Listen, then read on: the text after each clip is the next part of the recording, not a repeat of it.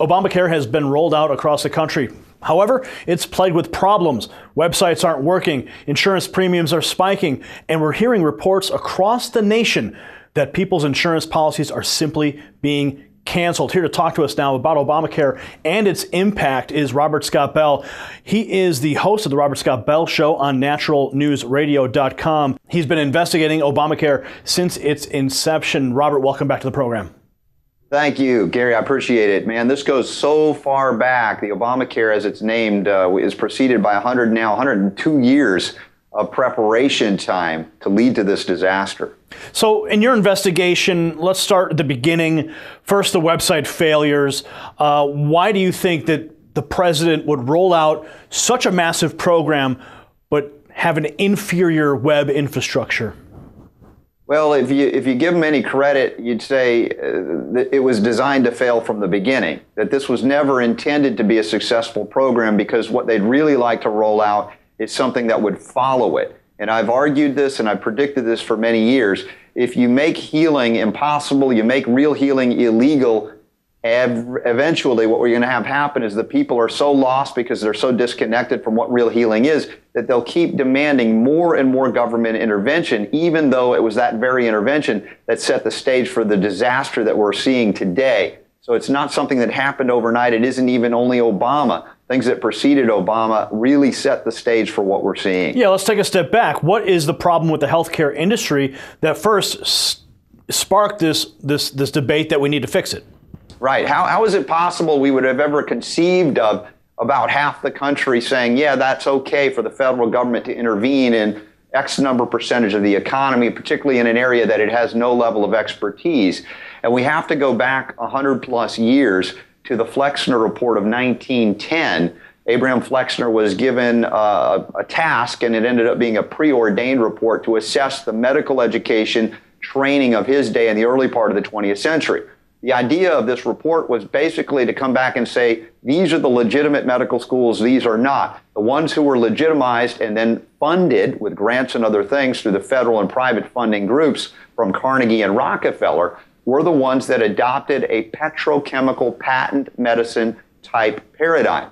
Those that were teaching homeopathic medicine, herbal eclectic medicine, and other forms of holistic natural ways of healing were with, let's say, the support for those were withdrawn, and there were PR campaigns that were rising up at the time in an Edward Bernays type fashion to convince the population that those were not real doctors. The only real doctors were the ones that were sanctioned by government. So this happened over many decades, and by the 1940s, pretty much everybody had forgotten about homeopathic medical schools, including Hahnemann College or University in Philadelphia, named after the founder of homeopathic medicine, Dr. Samuel Hahnemann, who is, by the way, interestingly enough, the only physician honored in Washington, D.C. with its own basic monument. It's quite extraordinary. People don't realize the founder of homeopathy, the only doctor so honored. So this is something that crept up through the decades of the 20th century, where this concept of licensure also was strengthened, the idea that we must license, which really limited competition, rose prices, and of course, reduced innovation, and basically instituted an element of control over the physician, not only the teaching, which the Flexner Report said, but then the control once they were in practice. And as the limitation on the access to the medical profession was completed, you had less doctors, therefore prices could go up. You could turn them into a kind of a wealthy elitist type of group.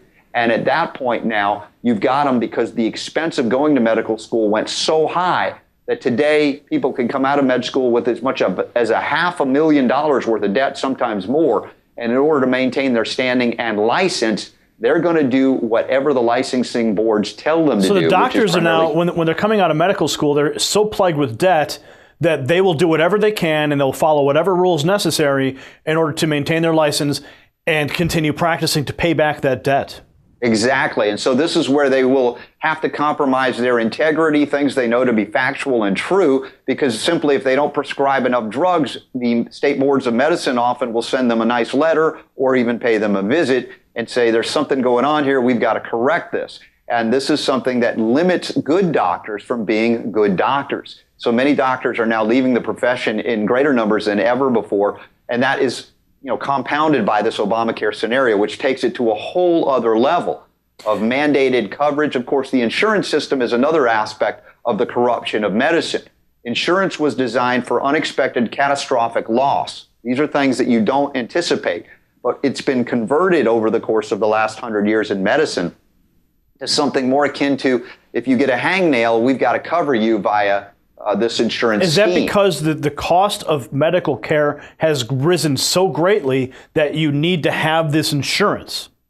Well, not necessarily, because if you could see an herbalist, a homeopath, a nurse that would charge you directly with no third-party intervener, insurance or otherwise, government or otherwise, the cost is very reasonable. And we see this today as we go into boutique medicine practices that are popping up, where you see the menu of things that the doctors can offer. They're now fully outside of the government insurance system, and it's fairly reasonable. Most everybody could afford to do it. But going back to your original point about the long history of the increase in cost as it's related to the regulations, as related to the debt. So as doctors incur more debt, then naturally you'd believe that the prices would go up, and then causing this the insurance policies to be instated to cover these costs. So it seems to me, based on what I'm hearing from you, is that it's all a problem, reaction, solution scenario. It was designed to fail, because the only way you can institute government medicine is to make claims that the free market didn't work. And generationally, the government indoctrination centers, otherwise known as the public schools, have not taught this history. No one is teaching the Flexner Report. No one knows that Rockefeller and Carnegie had an instrumental role to play in basically gaining a monopoly over the practice of medicine in the 20th century. Now we are 100 years later. Obama actually wrote a letter to his constituents, to his supporters, about how great it was that, and this was in 2010, that Obamacare happened. They called it the Portable Care Act, but how it happened, and it took 100 years. We've been working 100 years. That's 100 years to the year. Why would that be in a letter from Obama? I don't know that Obama actually knew it, but somebody writing that for him did. So what I'm saying is not speculation. It's actually, it was done by design. We've got to collapse the medical system so that we can completely take it over, eliminate any private free market, which again, in the 20th century, it was declining over the decades for a long time. So now we convince the majority of people in America that the free market medicine doesn't work. And it does, it's just that we haven't had it in 100 years maybe. Robert, we're up against a break. I want to come back and I want to talk to you about the case of Bill Elliott, as well as how many people are actually losing coverage in this new Obamacare system. But we got to take a break. We're talking with Robert Scott Bell about the history of healthcare in America and the impact of Obamacare. Stay tuned.